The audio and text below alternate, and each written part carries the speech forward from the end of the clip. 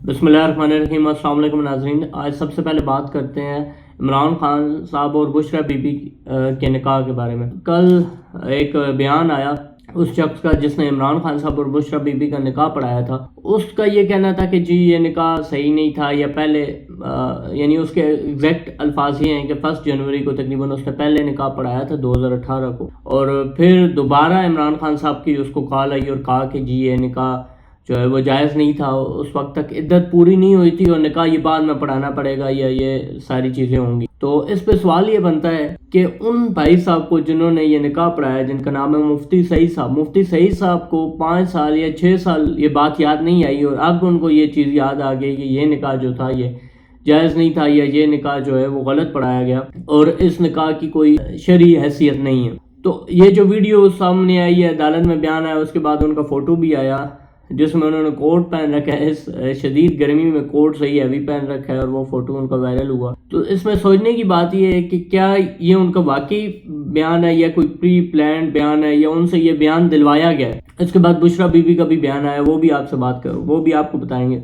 मुफ्ती सईद साहब के बारे में ये है कि मुफ्ती सईद साहब के एस्टेब्लिशमेंट के साथ और पीडीएम की हुकूमत के साथ इस वक्त काफ़ी अच्छे ताल्लुकात हैं, और पीडीएम की हुकूमत स्पेशली नवाज शरीफ साहब का ये वतीरा रहा है कि अपने मुखालिफ को जितना आप बदनाम कर सकते हैं, जितना झूठा प्रोपोगेंडा और गलीज प्रोपोगेंडा फैला सकते हैं उसके बारे में आप फैलाएं।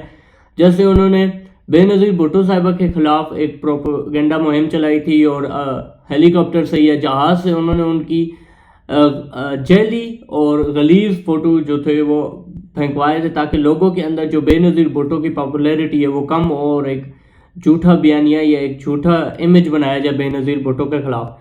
तो इसी तरह वो इमरान खान साहब के बारे में भी कोशिश करें, अगर उनकी जाली ऑडियो लीक्स हों, जाली ऑडियो लीक्स जो आपने सुनी वो हों, या और बहुत सारा प्रोपेगेंडा हो, जाली इल्ज़ामात हों, इन सारी चीज़ों के समेत पहले भी बुशरा बीबी पे इल्ज़ामात लगाते रहे हैं। कभी कहते हैं जी बनी गाला में मुर्गियाँ जलाई जा रही हैं, ये हो रहा है वो हो रहा है। उन तमाम झूठे प्रोपेगेंडे के साथ साथ अभी उन्होंने ये नई चीज़ निकाल ली है। इसके साथ ही बुशरा बीबी का भी बयान आ गया। वो ये कहती हैं कि उन्होंने इद्दत पहले ही अपने घर में मुकम्मल कर ली थी, उसके बाद वो घर से बाहर निकली और अगर वो चाहती तो पहले ही शादी कर लेती, लेकिन फिर भी उन्होंने कम से कम 5 से 6 महीने इंतज़ार किया और उसके बाद उन्होंने शादी की। तो एक औरत जो खुद कह रही है कि 4-5 महीने पहले इद्दत जो 4 महीने तकरीबन होती है वो उन्होंने घर में मुकम्मल की, उसके बाद फिर भी 5-6-7 महीने बाद उन्होंने शादी की। तो जब वो खुद कह रहे हैं कि हमारी इद्दत मुकम्मल होगी है, तो मेरे ख्याल से शरीयत भी इस चीज़ की इजाज़त नहीं देती कि आप जानबूझ के एक शख्स के खिलाफ प्रोपेगेंडा फैला रहे हो सिर्फ उसको बदनाम करने के लिए, क्योंकि आप उसके खिलाफ जो है वो इलेक्शंस में जीत नहीं सकते। तो उसको जितना गंदा करना कर सकते हैं आप करें, तो ये कोई हक नहीं पहुंचता आपको, अखलाकी तौर पे भी, शरई तौर पे भी और कानूनी तौर। और उसके बाद मुफ्ती साहब की बात करेंगे। जी मुफ्ती साहब, आपने जब निकाह पढ़ा दिया, आपके बकौल दोबारा आपने निकाह पढ़ा लिया, तो आप इतने बुद्धू थे कि आपको पता नहीं चला कि ये निकाह गलत है या ठीक है। 2 दफ़ा आपके बकौल आपने निकाह पढ़ाया, फिर 5 से 6 साल आपको ये चीज़ याद नहीं रही। इमरान खान साहब उसके बाद हुकूमत में आए, आपको याद नहीं रही, हुकूमत से चले गए, आपको याद नहीं रही। एक हुकूमत से जाने के बाद 1 साल से ऊपर हो गया, फिर आपको याद आई कि जो आपने 5 से 6 साल पहले निकाह पढ़ाया था वो गलत है। तो इससे एक चीज़ जाहिर होती है कि निकाह में कोई मसला नहीं है। मुफ्ती साहब के अब नीयत में मसला आ गया। मुफ्ती साहब को वही पीछे से वही ज़हनियत जो नवाज शरीफ की ज़हनियत है, अपने मुखालिफ को जिसको आप इलेक्शन में ग्राउंड में जाके हरा नहीं सकते, उसको सिर्फ आप गंदा करें, सिर्फ उसको बदनाम करें, सिर्फ उसकी करैक्टर असैसिनेशन करें, तो वही ज़हनियत उसके पीछे कार फरमा है और असल खेल वही चल। दूसरी चीज़ जिस पे बात करते हैं वो इमरान रियाज खान साहब और इकरारुल हसन की जो लड़ाई है काफ़ी अरसे से, तकरीबन 4-5 महीने से चल रही है, वो अब खुल के सामने आ गई है। असल में ये लड़ाई शुरू कब हुई? ये लड़ाई उस वक्त शुरू हुई जब इमरान रियाज खान ने अपना इंटरव्यू देते हुए कहा था कि जी मैं यूट्यूब से कितना कमाता हूँ। एक साफ़ी को इंटरव्यू देते हुए कहा था, तो उस साफ़ी ने कहा जी आप बताएं। तो उन्होंने कहा कि मैं हर 2 महीने के बाद इतना कमाता हूँ कि हर 2 महीने के बाद जो मेरा अभी घर है मैं नया घर बना सकता हूँ। तो इकरारुल हसन साहब ने ट्वीट किया था और तंज़िया तौर पर कहा था कि आपका बहुत बहुत शुक्रिया कि आपने बताया कि आपकी जो माना इनकम है वो 2 करोड़ से ज़्यादा है।